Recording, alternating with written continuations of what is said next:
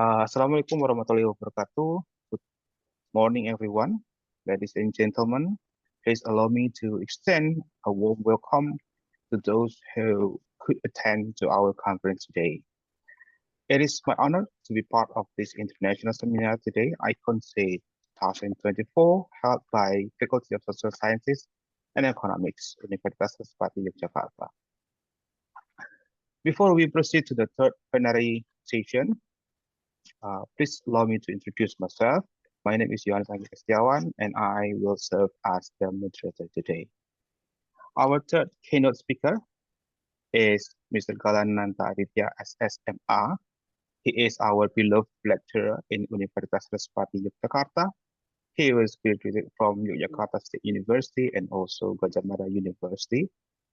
Mr. Galananta has a lot of experiences in language studies, especially in English literature and American studies. Mr. Galananta has also produced a number of published article journals, books, and also seminar proceedings.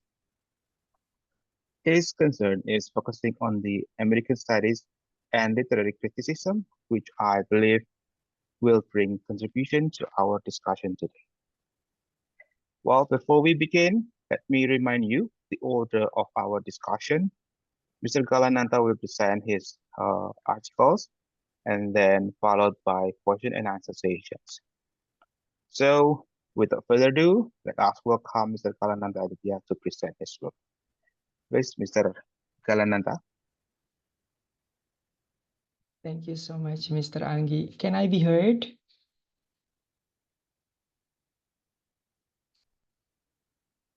Apakah suara saya terdengar?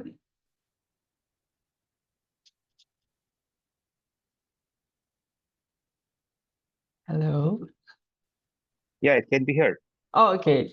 I just need a little confirmation. Thank you so much, Mr. Anggi. You made me seem more amazing than I really am. Thank you so much for that, Mr. Kristiawan. Okay, I am going to share my PowerPoint. But before we begin, I would like to ask, are you still excited to follow this conference? I really hope that you guys still have energies and enthusiasm to learn today.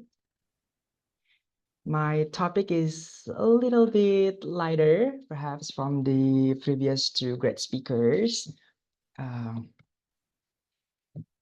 It is entitled Unfiltered Expression. So the "un" is in brackets because there are some filtered and some are unfiltered expression. Juxtaposing American and Indonesian male beauty YouTubers. I would like to begin my presentation with a question. When we are going to buy something, what or who do we turn to? When we are looking for recommendation, you guys can participate in the comment section. I'm going to give you a few seconds to type in. Let me repeat my question. When we are going to buy something, what or who do we turn to for recommendation?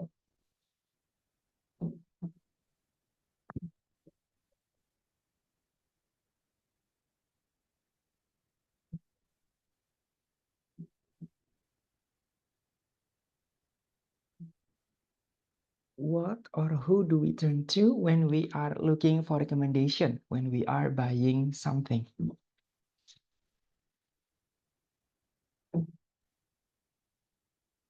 Okay. Answers are coming in. One participant, Mas Martinus, said YouTube, TikTok, and Google. I think that will pretty much sum up the other answer. In the past, when we are going to buy something, we ask our friends, our family, our relatives for recommendation. But now we can turn to, like Mas Martinus said, YouTube, TikTok, Google, and other social media platform.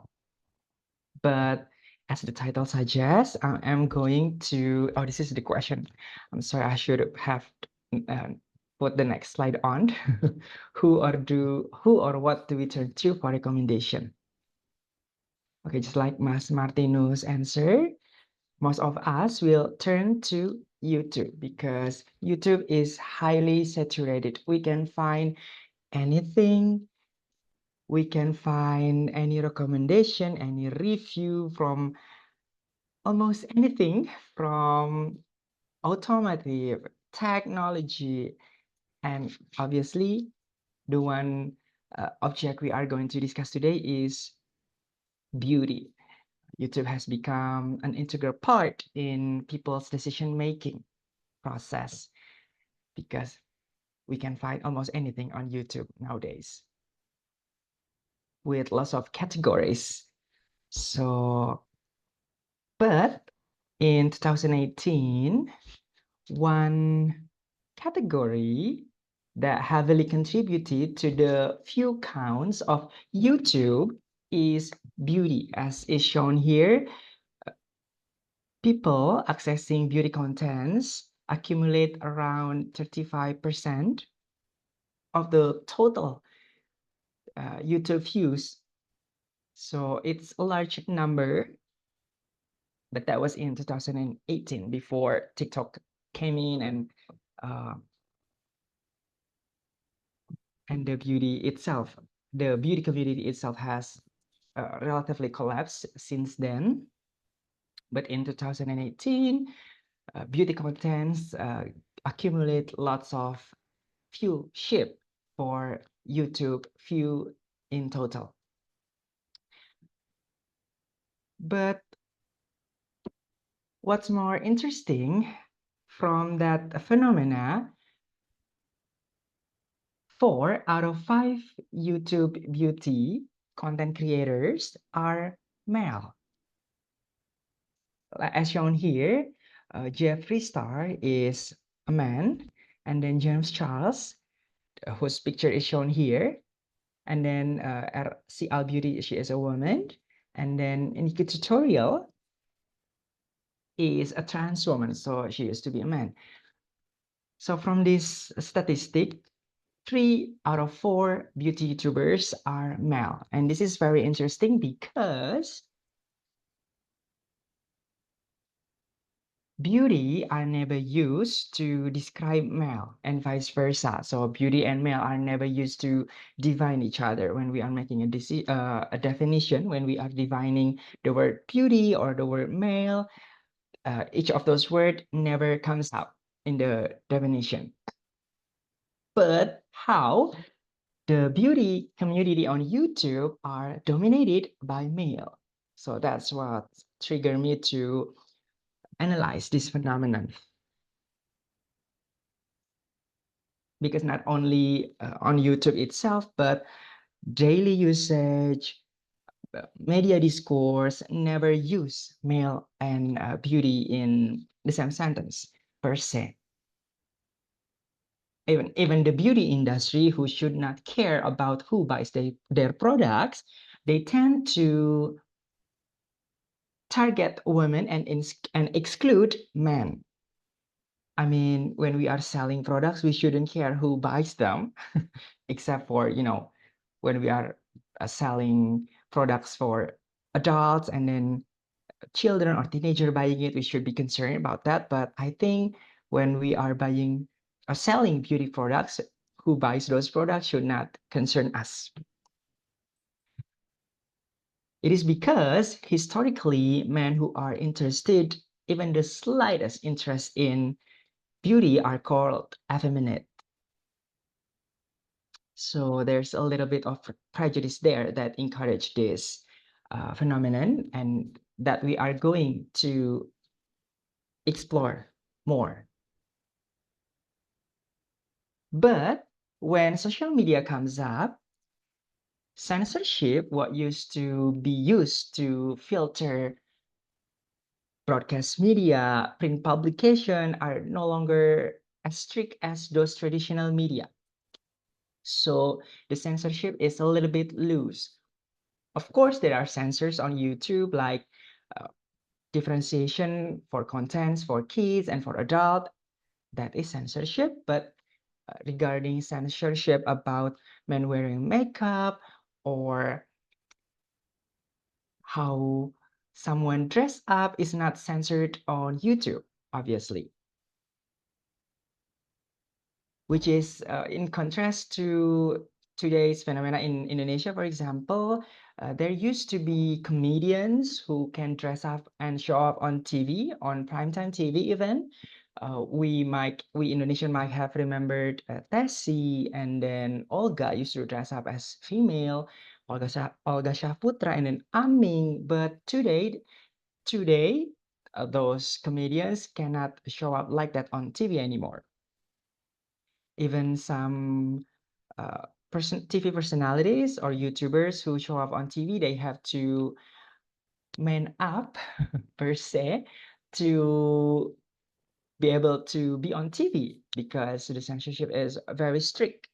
I think in the US is a little bit loose, but still, what are shown in the video of beauty YouTuber from men cannot be shown on TV. So since the social media arises, the technology enhance,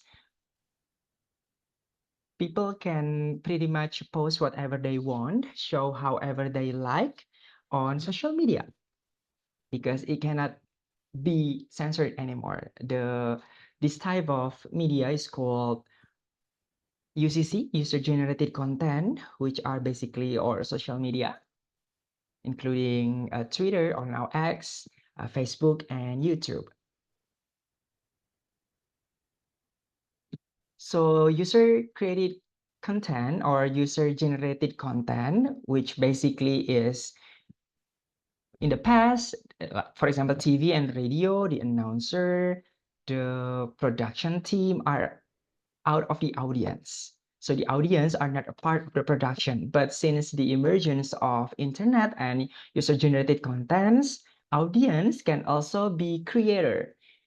Consumer can also be producers. And it started in Web 2.0 back in, I think, in the early 2000s with the emergence of blog. So blog itself, the word blog was 2004 word of the year, I think, because it was used heavily around that year. Blog is short for web log, which basically serves as diary or online journal for anybody who wants to share their story or simply save their memories on the internet, actually, but it can be accessed by everyone. And then with the progress of technology, the innovation is coming in from blogs, which are typically written content.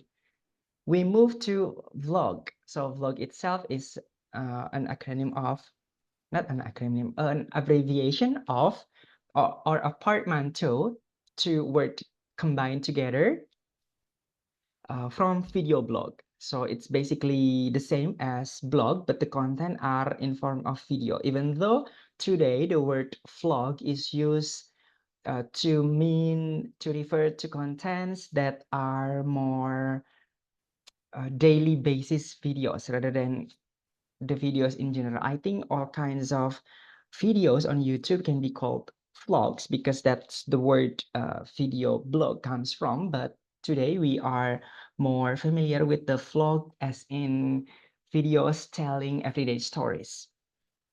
These are two examples. At the left is Brian Yambao or Brian Boy from the Philippines. He's now living in the USA. And on the right is Jeffree Star. He's a beauty YouTuber from the US, which are going to discuss today. One of the American beauty YouTubers that we are going to discuss today. And then from this phenomena, the beauty YouTuber itself has lots of content, as I was explaining earlier about the vlogs or personal contents like daily basis contents. But there are also other type of contents like tutorials or how to, basically teaches the audience how to replicate makeup technique, and then reviewing products, the one we touched on earlier in the introduction, when we are looking for recommendation, when we are when we are going to buy cosmetics, we are of course going to access the content of these YouTubers. And then there's also Get Ready With Me. This is basically the videos showing these YouTubers getting ready in the morning, putting on their makeup. And then there's also another type of videos, Get Unready With Me, which is showing at the end of the day how they remove their makeup, getting ready to sleep, and etc. And then there's also a favorite video. This is basically like a recap, like monthly or yearly, annually, in which these YouTubers shows their favorite products in that month or that year. And then there are also videos about challenges. For example, putting on makeup with blindfolded on, or putting off makeup on somebody else's, which is a fun type of video. And then the last is the one we touched on earlier, about vlogs, basically showing how the daily life of these YouTubers. From all of these types of videos, we can see that there is no separation from which is professional or personal life. So it's collided into one channel, into one persona of these beauty YouTubers. And that is what we are going to discuss today. Okay, because YouTube is a video sharing platform originated from the US by the US company, at first, the creators are all US based or Americans, but as times went on, the audience of those YouTubers who come from any part of the world also created their own channel. And this is the advantage of the user created content website. So those who initially were merely audience, they also become creators. And with this, it brings US influence to other parts of the world. And then it it encourages other who once were audience to make their own audience. And then beauty YouTubers also arise outside of the US. For example, the one on the right top is from the UK. The one on the left top and left down are also are from the UK, and then the other two are from the one on the right top is Bradman Rock, which is one of the YouTuber we are going to analyze today, and then the other is from the Philippines. So beauty YouTubers also coming from other parts of the world outside of the US.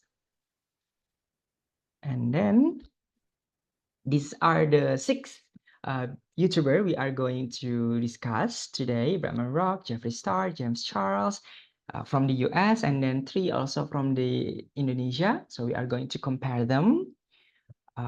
We have Andrea Sulkita, Jovia Diguna, and Yudhistira. So we are going to discuss what's similar and what's different from from the YouTuber, the male beauty YouTubers from the 2 countries. As for the method or theoretical framework that we are going to employ today, I started from American Studies, because American Studies has one of the discipline in American Studies is called transnational American Studies, in which we are analyzing phenomenon outside of the US, but has been heavily influenced by the US. So basically, American phenomenon emerging outside of the US because it is facilitated by, again, technology and also the stream of migration of people, of things, products called globalization. So I think we are already familiar with the term globalization. It refers to phenomenon in which one thing can be a person, can be a cultural products moving from one country to another, or from one country to many countries. And then for the methodology itself, I'm using production analysis, in which we are going to look at the constraint behind the scene during the production process happening or influencing these producers, in which the YouTubers. So this is under the production analysis of popular culture. We are going to combine these three methodological or theoretical approach, because one of the pillars of American studies is also interdisciplinary, in which we can employ one theory and then mixing it in with another theory to come to a comprehensive understanding of a certain phenomena. But we are going to focus on the globalization part of the approach, in which Jean Peterse elaborate three paradigms of globalization. The first is cultural convergence, the second is cultural differentialism, and the third is cultural hybridization. Cultural convergence suggests or refers to the phenomenon in which all parts of the world are becoming similar because of globalization. It can be seen with the phenomena of fast food, for example, in which when we eat fried chicken from KFC, whether it's here in Indonesia or in Southeast Asia or in the US or in Europe, they will taste the same. Or the cultural differentialism is in which a country is resisting globalization, strengthening their own uniqueness. It can be seen in the 90s, I think, with China. In Indonesia, we call China Negeri Tirai Bambu, wooden veiled country, in which, because they are resisting globalization. For example, today they block most social media. They insist to use their own social media. For example, Instagram, Twitter cannot be accessed in China because Chinese people use Weibo. And then the third is cultural hybridization, in which when a foreign culture is penetrating a local culture, coming to a country, and then both culture, the foreign and the local, mix into each other. This one is also called a glocalization, in which create a fusion of West and East, for example, creating a global melange or a global village. A village in which all phenomenon from all around the world can be existing with one another. Meanwhile, cultural convergence is also called class of civilization, in which stating that the future wars or wars in the future will not be fought physically, but through cultural enforcement, as we have seen in the Cold War, but maybe not as apparent as that, in which we, obviously, if we look deeper to the world around us, is already happening. So basically, we are going to see these three paradigms in the beauty YouTuber videos that we are going to discuss. So from this, These are the data source, the primary data source that we are going to discuss. These are the list of their YouTube channel and their origins. So 3 from the US and 3 from Indonesia. And we are going to contrast and compare them to see those 3 paradigms. And by comparing them, we can find those 3 paradigms exist in the realm of male beauty YouTubers. The first we are going to discuss is cultural differentialism, in which the differences between beauty YouTuber from the US and from Indonesia are apparent, especially in their aesthetic, in how they create their video, their aesthetic preferences, for example, color scheme, makeup choices, fashion style, and then from that, we can see the beauty YouTuber from the US and the US and the American are also differ in terms of their attitude regarding sexual orientation. We are going to discuss the aesthetic first. The one on the left is Jeffree Star from the US, and the one on the left, sorry, the one on the left is Jeffree Star from the US, and the one on the right is Jovi Adiguna from Indonesia. We can see them side by side. This is their thumbnail, the picture showing up before we click their videos.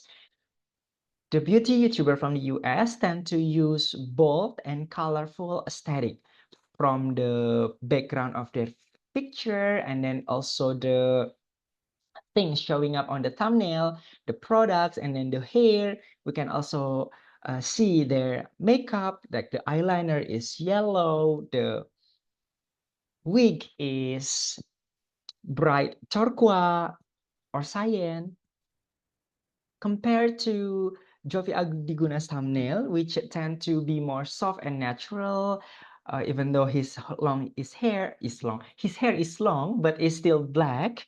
And then the outfit is still black, not like neutral gender neutral color.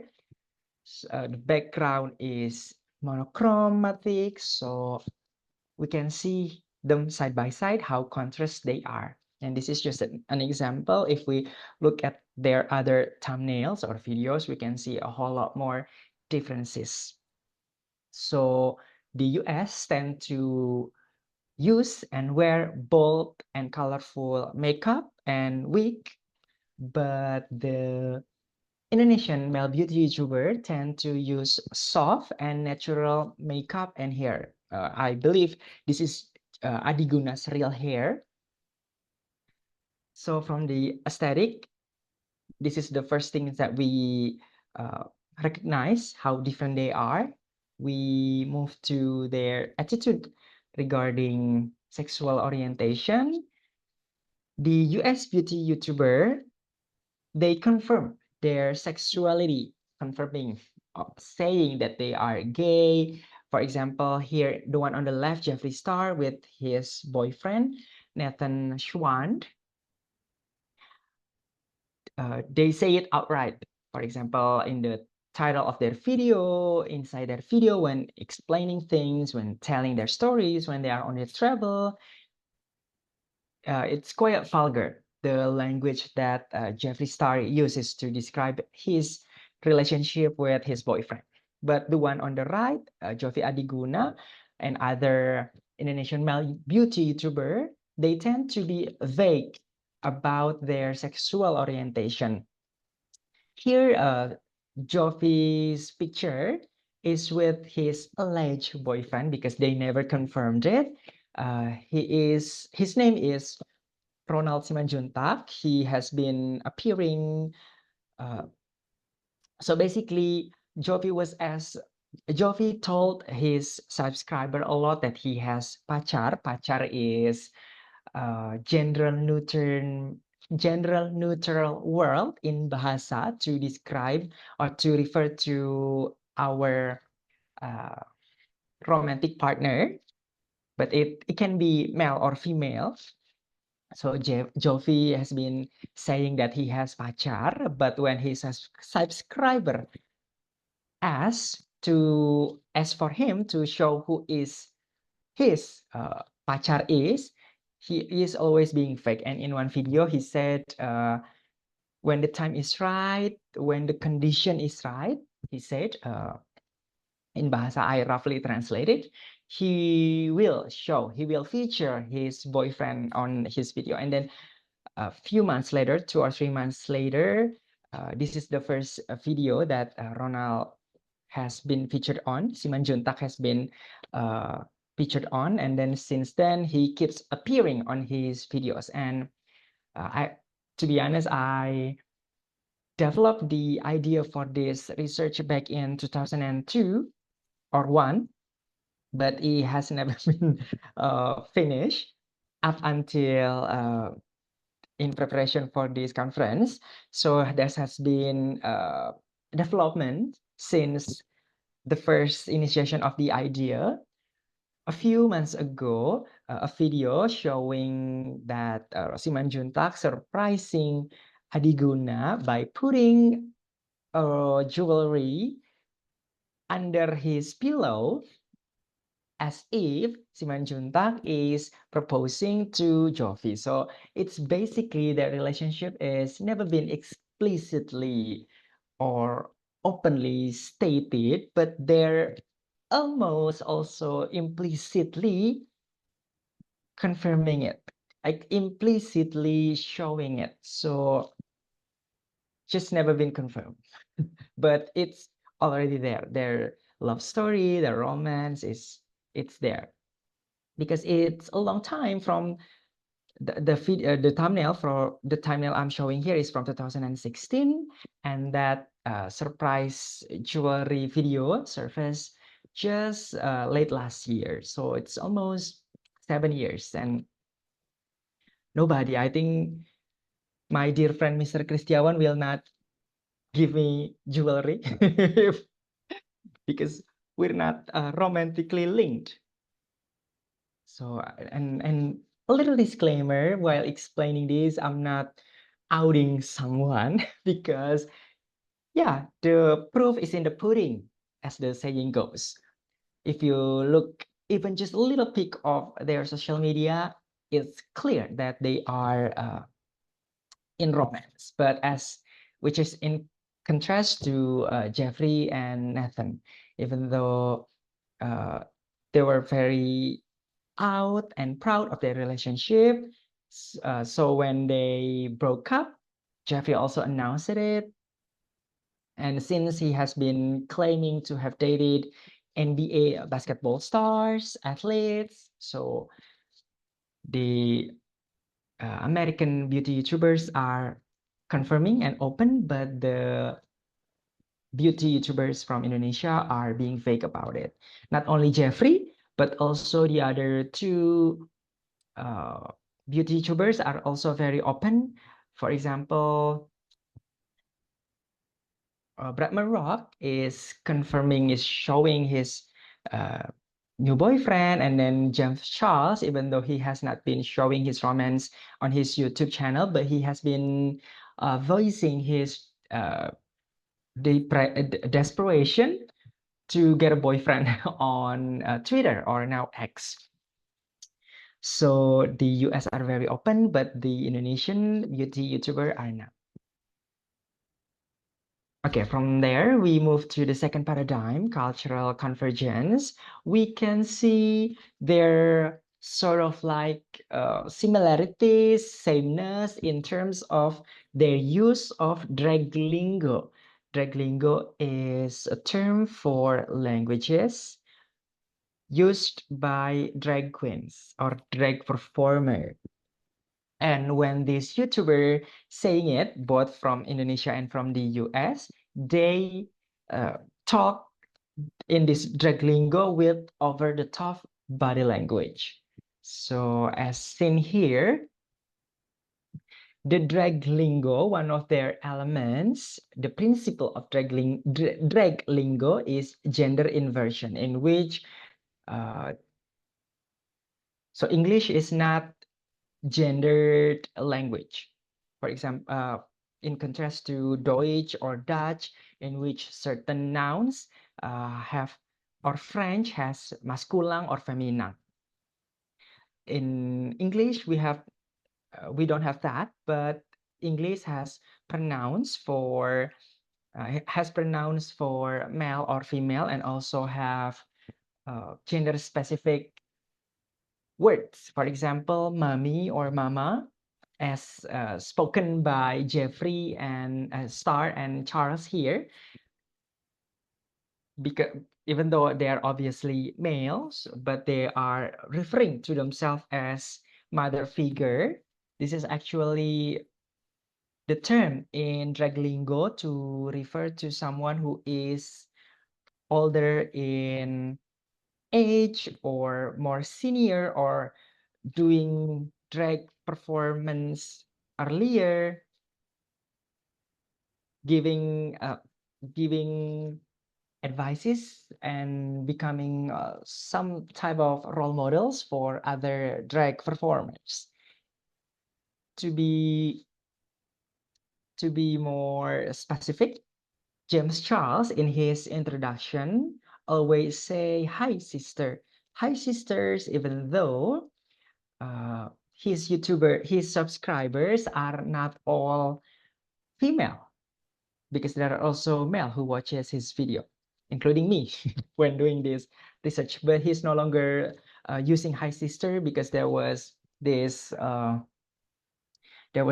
drama controversies called Dramageddon 2, which perhaps will come up in further discussion. But I think right now we should focus on the gender inversion. So the US beauty YouTuber uses, the American beauty YouTuber uses the word like mommy and mama to refer to themselves, because they set themselves up as this role model for their subscriber.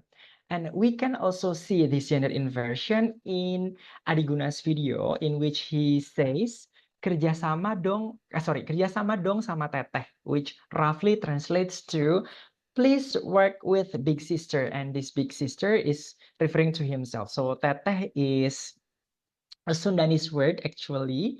Adiguna used to go to university in Bandung, so he speaks Sundanese in West Java. And teteh means big sister. So we can also see here that both American and Indonesian beauty YouTuber use gender inversion words to refer to themselves and to their subscriber actually, and in Charles's case. Also, besides gender inversion, we can also see play on words, like the word my love, but Adiguna pronounce it and write it as milufs. So this is like how they pronounce, how they play with the words to. This is also a characteristic of drag lingo, taking the word and playing it almost like in a satirical sense. For example, usually my love is spoken by a man to his wife, but my love is used or played into milufs. And also the picture in the middle is Yudhishthira is taken from Yudhishthira YouTube video, in which he say say. This is actually say, not say in English, but say in Bahasa, which is an abbreviation of sayang, or meaning darling. This is similar to when drag queens says han to mean honey. So this is an abbreviation. And then also the one on the right is Lukita's video, in which he says chapchus. Chapchus is roughly translates to let's go. This is spoken when he is persuading his subscriber to buy the product he is reviewing. So he roughly says, go buy this product. besides gender inversion and play on word, we also can hear elongated pronunciation when this beauty YouTuber pronounce a certain word, which is also a drag lingo characteristic. For example, this is the one on the right is Bradman Rock in his introductory remark. He said he described himself as an actor, actress, which is two different gender, which is also confirming the gender inversion stuff on their YouTube channel. But also when he said words that are not gender specific. For example, the word side. I counted there are 18 eyes in this specific remark. So he said, scientists on the blah blah blah blah side. I have to say blah blah blah because it's a cursing word. Side. So if one eye is 1 second, there are 18 seconds for him to, he needs 18 seconds to pronounce the word side alone. And then at the end of the video, he also said the word day, but he makes it day, yay, yay, yay, yay, yay, almost singing it, which is, can be funny, but also this is how drag performer, drag queens use language to mock, in some sense, the heteronormative principle.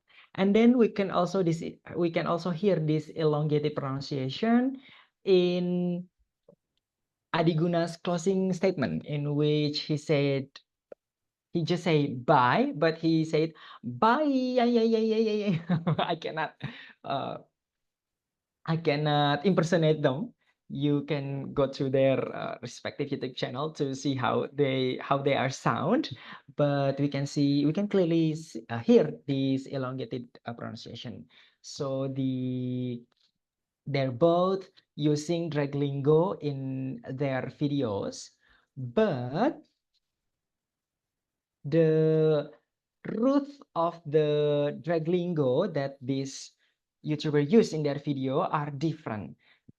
Male beauty YouTubers in the US use drag lingo, which is rooted from AAVE, African American Vernacular English. So we can hear the word sickening to mean really, really good, which means really, really good. And then shook, also when something is great and you are not anticipating it, you can say the word shook or shooketh. This is coming from the word shock, but shock is basically for something negative, but shook is positive. The same like sickening. Sickening, we are sick, it means it's negative, but when we say sickening, it becomes positive. And then also the word disease. This is killing it, sorry. The word killing it, the word killing it is when you are doing something great. So this is, it serves like some sort of compliment. You are killing it. It means you are doing good. You are on the right track. And then the word disease, which means, dead, pass away. But disease is also when you feel something is really, really good, you cannot comprehend it anymore because how good it is. You say disease. This is basically, we can see these languages shown on RuPaul's Drag Race, which is a TV program in the US. Again, confirming the differentialism between the US and Indonesia, because this type of TV program will never be broadcasted here in Indonesia, but in the US it's a prime time. There are so many seasons showing drag queens compete on television. This is basically like American Idol or American Next Top Model, but for drag queens. And then the drag lingo from the one used by Indonesian beauty YouTuber actually not coming from, but we have heard them before as bahasa gaul.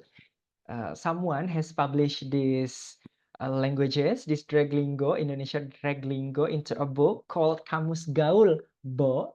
Bow here doesn't mean bow like bow tie, bow in little girl's hair, but bow like bo, which is also an accentuation in drag lingo used in Indonesia. They usually end every sentences in bo. So this dictionary, this is a dictionary actually. This dictionary is believed to have been rooted from Medan, the dialect, the languages, the ethno-linguistic languages used in Medan is believed to have been inspiring this bahasa gaul. So when we say sudah, which means done, we said udin, and then capcus, the one I have explained earlier, this means let's go, let's buy this product, let's go somewhere, capcus, and then Panasonic. There is a Y behind the S. This is when we feel hot or the temperature is hot, we say Panasonic. The word hot for hot in bahasa is panas, but it is being accentuated by adding the suffix sonic. So it becomes Panasonic. So this YouTuber, both from the US and Indonesia, they use drag lingo, which rooted from their respective ethno-linguistic. The American male beauty YouTuber use drag lingo rooted from African American vernacular English, while the Indonesian male beauty YouTubers uses drag lingo rooted from Medan in North Sumatra. Medan, the dialect used in the region, not the ethnical, because the ethnic of Medan is the majority of people living in Medan is Bataknis, but the one that is interpolated into drag lingo in Indonesia is not Bataknis, but the Medan, the language used in Medan, the ethno-linguistic of the Medan as a region, not as a ethnic, which is Batak. So there's a little bit differentiation. I have to clear that up. They use also when saying those drag lingo, these beauty YouTubers use or express themselves in over-the-top gesture. For example, here on the one on the left is Bradman Rock when saying a word. I don't remember which word, but as you can see, his face, his lips, and his hands, the one in front of his body, the one on his hips. This is like over the top, excessive, extravagant body language. In drag culture, this type of movement, this type of gesture is called vogue or voguing. Vogue as in the word, the magazine Vogue. It is also used by drag performer in their culture to accentuate their femininity. So it can be seen here. It can be seen by the one on the left. And as a comparison, I also show a fitness influencer. This is David Lade when he is working out, lifting heavy weight, and his expression is just like that compared to the excessiveness of Bradman Rock's expression. They're very different, even though, you know, here, Bradman Rock is not even holding something, he's not even lifting something, not even a brush, but his excessiveness can be seen, we can see how excessive they are by comparing this to category on YouTube. Okay, so the drag lingo used by both American and Indonesian male beauty YouTubers are accompanied by over-the-top gesture. We move to this is the third paradigm, which is cultural hybridization, in which the locality and the globality brought by globalization and technological advances are brought in together, creating a mixture, a fusion of two contrasting culture. In the phenomena of male beauty YouTuber, the cultural hybridization can be seen when both YouTubers mixing their femininity, but also maintaining their masculinity, as can be seen in this screenshot. These are pictures from Jeffree Star's YouTube channel. The one on the left is showing Star wearing a blazer. So in most of his videos, he mostly wear blazers, tracksuit, as shown the one on the right for working out, usually worn by PE teacher or coaches. And also he most of the times wear bathrobe. So the clothes that he is wearing is basically not female centric or not clothes made specifically for women. Despite, as you can see here, his hair is red, his nails are long, his eyeshadows are bold, but the clothes he is wearing are still maintaining a little bit of masculinity, as shown here. He is wearing a blazer and then a tracksuit, the one on the right. It is also used by blazer. Blazer is also worn by Indonesian male beauty YouTuber. For example, the one on the left is Jovi Adiguna when attending an event. He is seen wearing a blazer, a suit, to be exact, because he is wearing matching pants and jacket. And the one on the right is Lukita. He is wearing similarly, his pants are, I think, jogger, so similar to what Jeffree Star was wearing, a tracksuit. So they are not also seen wearing dresses or under other gender specific clothes. For example, when they are swimming, they don't go to the pool or to the beach wearing bikinis. So their undergarment serves as a gender divider. So as seen here, Jeffree Star is seen topless and Jovi Adiguna is seen also without bikini, with his bare chest, topless. They're both topless in this picture. So the reason why they still maintain their masculinity is slightly different. For the US base beauty YouTuber, they still maintain their masculinity because of for the reason of gender divider. As we maybe have been familiarized, there are lots of alphabet in the community of LGBTQIA+. So them maintaining, these beauty YouTubers maintaining their a little bit of masculinity can be seen as their effort to divide or to separate themselves from other letter in that LGBTQIA+.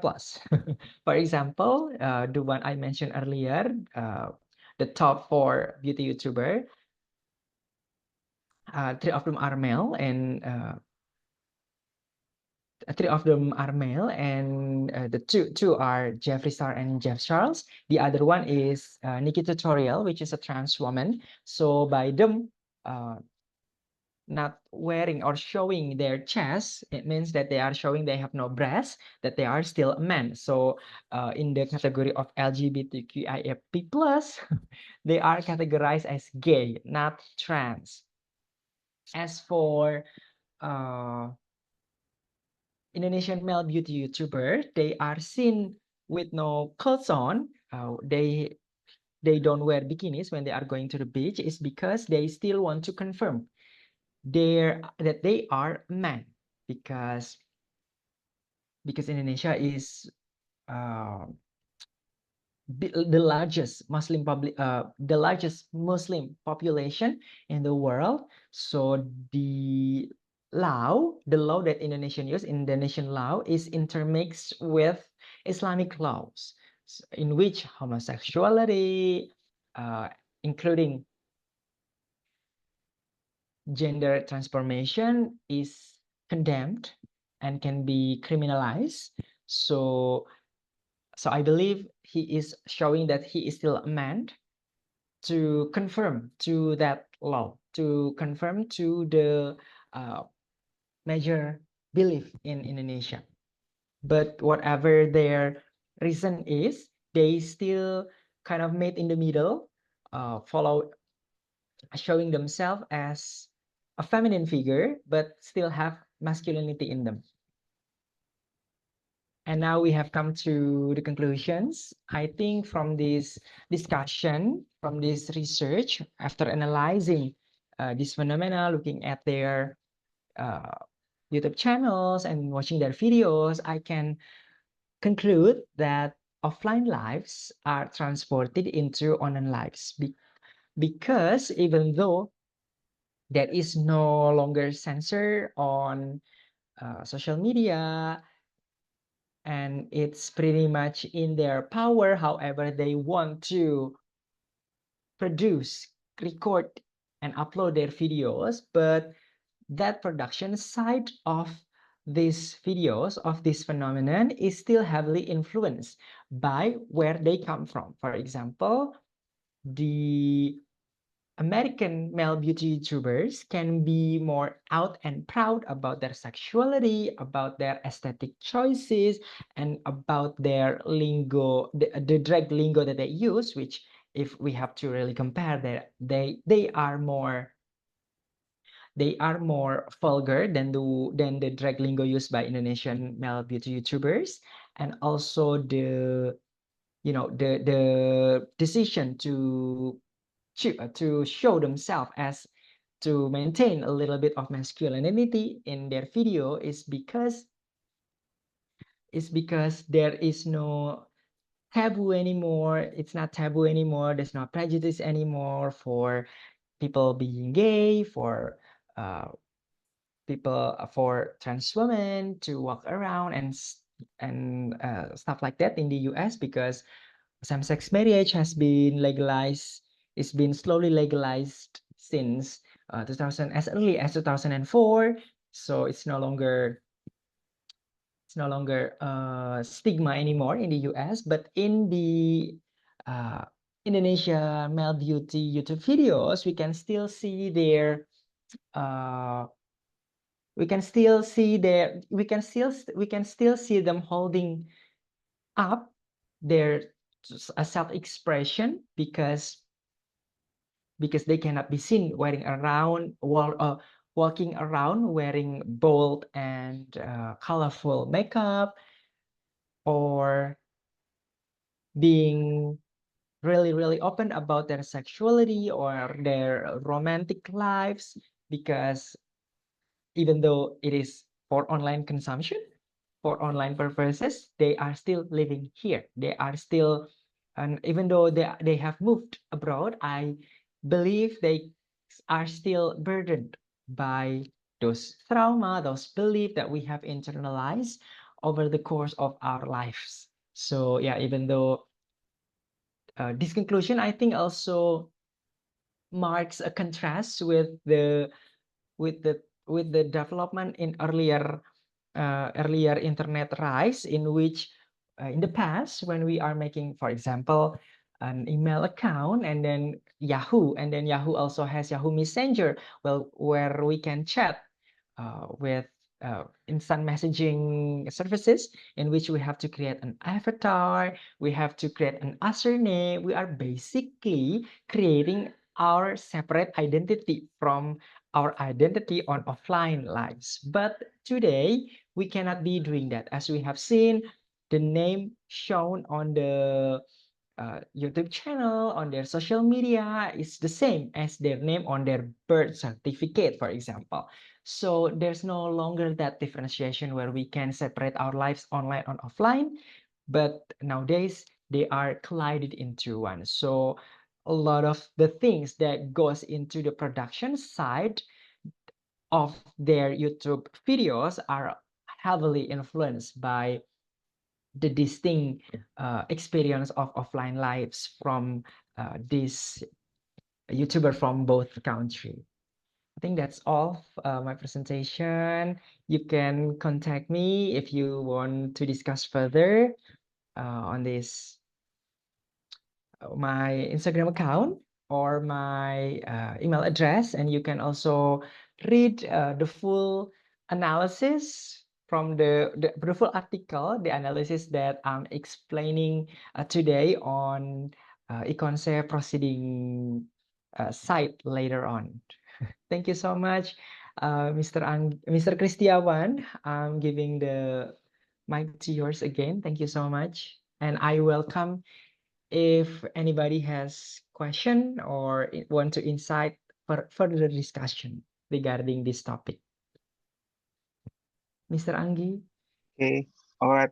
Thank you very much, Mr. Galananta Aditya, for sharing his work related to cultural phenomena in the internet. Now we don't have much time actually, but we can have one questions coming from Namira Kansa in a chat box asking about the as we know as a standard can be created because of influencers, can that be a pressure in itself for those who follow lifestyle? I think the standard pressure will be the same as women beauty standard. Then how does the concept of toxic masculinity relate to this standard? Okay, that's the question coming from Namira. Please take your time to answer the question. Okay, thank you so much, Mr. Kristiawan, and thank you so much for the question, Ms. Namira Kasna. Thank you so much. I think the phenomenon of influencer itself heavily, this is also interesting, but I think it can be explored for another topic or conference, in which even though the top three, so 3 out of 4 top most subscribed beauty YouTuber are male, but the effect of their videos, especially to the beauty standard, are mostly only applied to women. To men, I don't think it applies that much. For example, Jeffrey can remove their makeup and be out and about as himself. It's different from women who has pressure to appear perfect all the time. So it's very sad to be honest. Actually, it is also why I think these male beauty YouTubers maintain they still maintain their masculinity. It's because uh, because the patriarchy and its effect only applied to women, I think. So even though the beauty standards, the beauty influencer are male, but the standards only affecting women, I think. And as for toxic masculinity, I think these beauty YouTubers are beyond that. So I think they are untouchable and unaffected by toxic masculinity. Why? Because those people who watch or turning into their videos, they already aware how the person they are going to is. So the toxic masculinity does not affect to them like directly, I think, but I believe, but the toxic masculinity applies to in fact, I think toxic masculinity appear, the term itself, the phenomena, the conversation about it appear as this phenomena of beauty YouTuber also come up. So when this I didn't mention it in the presentation, but one of the reason why the cultural differentialism appear is because the Indonesian beauty YouTuber were often bullied. You know, the word bencong, which roughly translate to sissy, or waria, which roughly translate to trans women, are often spoken to them. So they have to protect themselves by, you know, again, maintaining a little bit of masculinity. So I think the toxic masculinity was their way or their effort to fight that bullying, that harassment, that assault, no matter how little it is. So they would call, when someone, for example, in the past, talking about sexual orientation, straight guys would be afraid for gay person would fall in love or have a crush on them. But nowadays, when that when it happens, when a gay guy is accused of having a crush on a straight guy, they can say that is toxic masculinity. Another example is when a standard of, you know, strength, like how muscular your body should be, is applied to this male beauty YouTuber or to any feminine man out there at all, they can say that this is a toxic masculinity. So I think it's the toxic masculinity, the term, how it brought us to the surface, becomes a part of our conversation, was in a sense is a self-defense mechanism, I think, to fight those assault and aggression toward them that happening to them. And so I think this is also the so the male beauty YouTubers has their own advantages of being a man, of not having to follow the beauty standard set for women. I think that's how I can answer this question, Miss Namira. Do I make myself clear? Yeah, I think it's already clear, yeah, and hopefully that already been answered as it is, right? Uh, we have one questions, but perhaps this is coming from our students, and uh, maybe we can answer this shortly. Okay, thank you so much, Mr. Kriawan, and thank you, Miss Melanie Putri Anggraini, for the question. Why are the American male beauty YouTubers are far more successful than their Indonesian counterparts? So we have discussed the cultural side of why they are more successful, because they are real. They show whoever they are without any filter. So it attracts more audience who are looking for authenticity rather than a curated persona shown in movies or televisions. And to talk a little bit more on from the economic side, because that is a topic for another conference actually.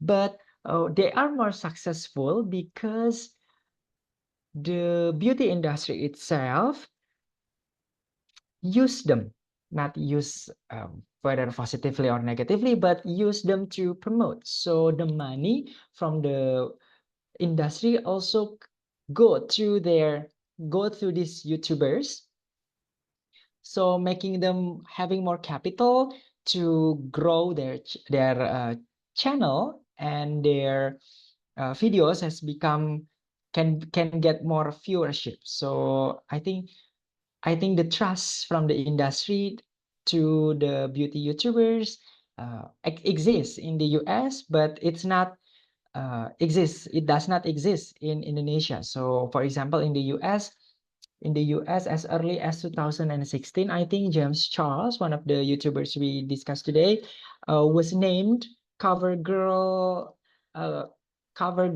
ambassador. The face of cover girl. Cover girl, as the name suggests, is a makeup for girls. But when it was breakthrough when they named James Charles, who is a man, to be their face. And I think historically speaking, for a big campaign like that, it has never been existed in Indonesia up until today.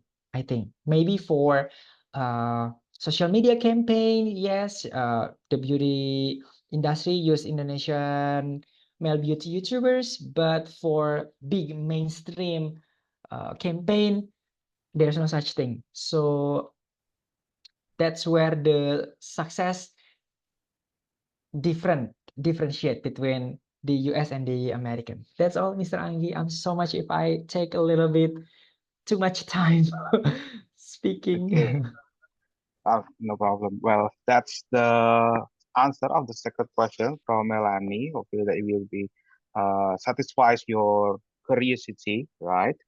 And unfortunately, we already at the end of our session of the third keynote speaker, Mr. Kalananta Aditya. So I would like to close this session by summing up the discussions. Well, this is we talk about the global phenomena, especially in the cultural studies, that the world in terms of the cultural studies or the cultural situation already in a hybrid. I remember in the post-colonial studies we have adopt, adapt, and adapt coming from the post-colonial studies, which is quite similar. So we have to know that the culture in the world is not uh, put in the same spot anymore, but they are mixing to each other. So I think that's for our third presentation. For the third keynote speaker, Mr. Karnanta Aditya, I would like to share my gratitude and thank you very much for sharing the discussion related to your work. And hopefully we meet again next week for the work. Yeah, we are so proud of you and thank you very much. Thank you for And having also, me. yeah, and also the after this, we have another break video, and then I would like to return this session to the MC, right?